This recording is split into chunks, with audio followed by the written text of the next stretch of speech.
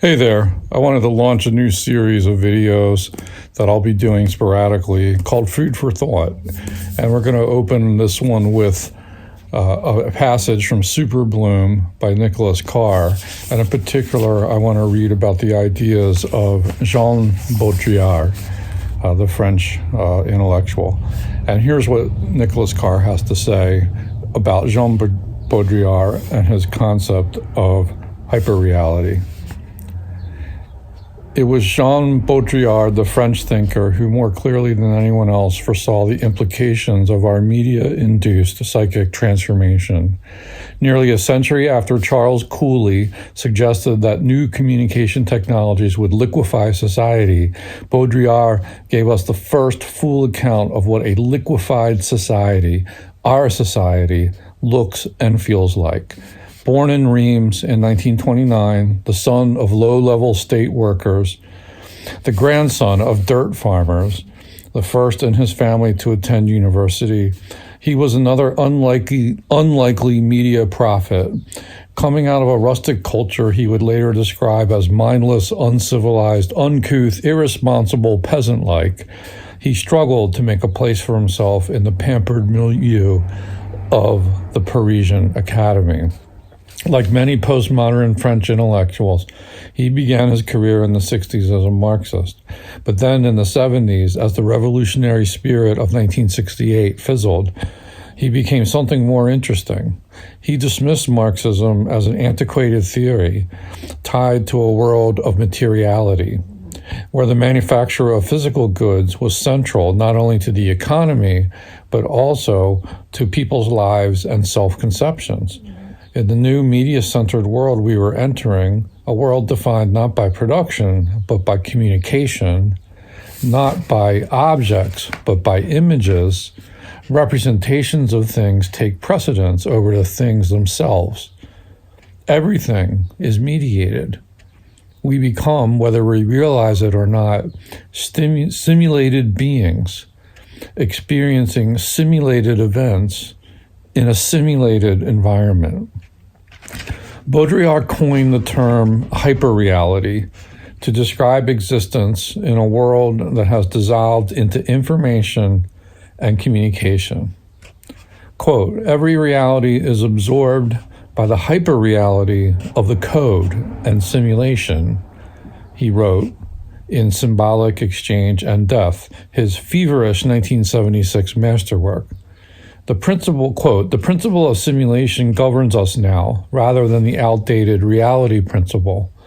We feed on those forms whose finalities have disappeared, end quote. The cool universe of digitality encompasses everything and extinguishes everything it encompasses.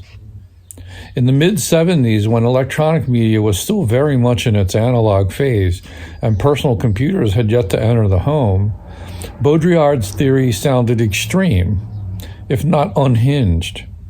Even though concerns about television's cultural impact were running high in 1976, that was also the year that saw the release of the film Network, with its caustic depiction of the blurring of the real and the televised. It seemed ludicrous to suggest that a few hours of primetime TV watching was going to erase the world. And what was digitality anyway? But history caught up with Baudrillard. If he had lived to witness the Superbloom, he died in 2007, a few months before the iPhone came out, he would have recognized it as a manifestation of his vision. The Superbloom, he would have said, never happened. Only #Superbloom happened. The event played out in virtual reality and nowhere else. The next question seems obvious. Why? Why abandon the world for a mere simulation? Why trade the richness of a field of flowers for a hashtag and a selfie?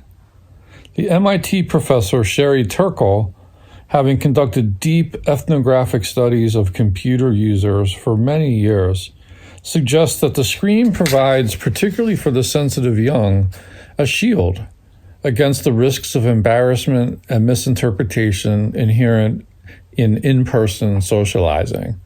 You may converse at lightning speed when texting, but there's still a gap, a buffer, between the receipt of a message and the transmission of a reply. You're able to compose and, if necessary, edit what you say in a way that's impossible when talking face-to-face. And a further relief, you don't have to worry that your body language is sending the wrong signal or otherwise betraying you. Socializing through apps reduces the sense of personal exposure while heightening the sense of personal control. On your phone, you feel like a little Oz behind a curtain. And let me jump a couple pages ahead to finish some thoughts about Baudrillard from Superbloom. The material world, with its spatio-temporal boundaries and its many frictions, tames the seeking impulse. Once we grow accustomed to a particular place, to a set of physical surroundings and a group of people, the novelty wears off. Environmental stimulation subsides, the mind calms, and our thoughts come under our control. We gain focus. We begin to explore narrowly rather than widely, deeply rather than sporadically or superficially. Our seeking instinct tells us that the familiar is without interest, but once the instinct is subdued, we begin to discover the rewards of looking long and hard at the world we know. The possibilities of art, science, and philosophy open up. The story of civilization is, among other stories, a story of the taming of the seeking instinct. The internet, a stimulation machine without parallel, upsets the equilibrium. It gives us an environment with no limits on exploration. The new and novel flood in from all sides. Freed from our material surroundings, liberated from the constraints of space and time, we no longer feel or need or even have an opportunity to go beyond the flux of the now. We enter the ecstasy of communication, as Baudrillard describes it, where, quote, there is no longer any transcendence or depth, but only the imminent surface of operations unfolding, the smooth and functional surface of communication, end quote. What bothered Baudrillard wasn't so much our loss of the real, it was that in losing the real, we also lost the hope of transcending it. Food for thought.